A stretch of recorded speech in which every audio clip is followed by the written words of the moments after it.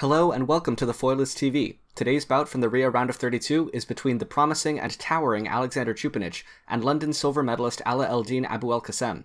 As usual, links to both Fencers Who's Who videos are in the description, along with a link to the commentated bout on Google Drive. Let's get this thing started. Being older and quite a bit more experienced in senior tournaments than Choupenitch, Abouelkassem was the favourite to win. But Choupenitch had one minor advantage: height.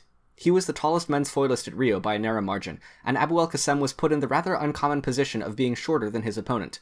From medium to longish distance, Choupenitch was able to get some nice touches. However, at closer distances, Abouelkassem had a noticeable advantage in the speed and accuracy of his blade work. The most glaring example was when Choupenitch marched. If Abouelkassem did any sort of counterattack involving the distance collapsing, he was practically guaranteed to get one light, and Choupenitch would just miss. Abouelkassem is a pretty good counterattacker in general, but this exact pattern happened no less than 8 times this bout. That consistency indicates a systematic shortcoming of Choupenich's fencing. And on top of that, the same distance also worked really well for Abouelkassem's already effective parry-disengage riposte. These problems for Choupenitch could be averted at least partially with really sharp footwork, but in this bout Abouelkassem was moving a bit better than Choupenitch was, so he was able to capitalize on them very easily.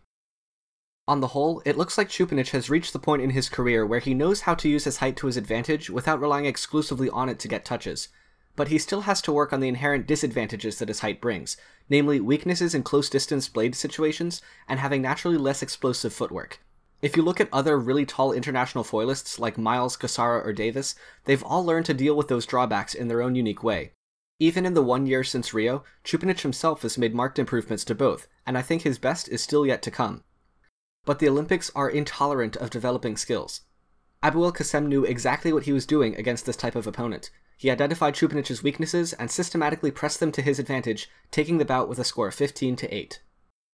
Thank you very much for watching. Feel free to discuss this bout in the comments, and join my Discord server link below if you want to chat. Next up will be James Andrew Davis versus Mohamed Ayub Ferjani, and after that will be the last round of 32 bout we have left, Garazzo versus Ayad. We're almost ready to start thinking about the round of 16. In the meantime, stay sharp.